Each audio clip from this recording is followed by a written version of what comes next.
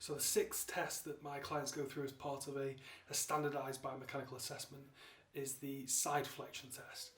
Now I appreciate this seems a bit weird in the context of the lower limb, but I'm really interested in what's happening in the frontal plane at the pelvis. And there's lots of reasons for that. We know that if we don't have good control through the pelvic frontal plane, we tend to lose stability there, and that can have a knock-on effect through the lower limb, potentially talking about altered line of force, which could affect the Achilles tendon. And it may also increase the amount of valgus movement at the knee, which, as we know, again can alter the line of stress through the patellar tendon, but also affect that medial collateral ligament, or potentially even that interarticular lateral compartment. Now, to perform this test, I'll get my clients to stand up, their feet just slightly narrower than shoulder width apart, and then what I'll ask them to do is just side bend to the left, and then side bend to the right.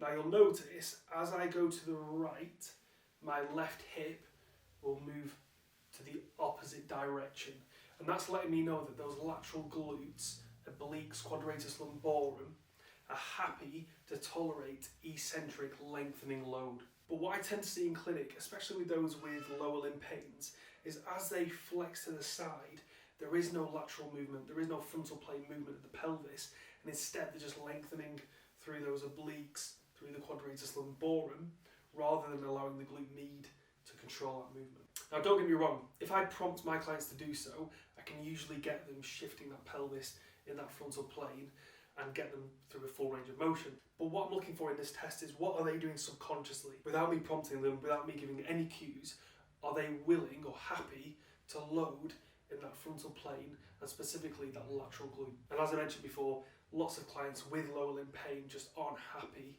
to load that lateral glute.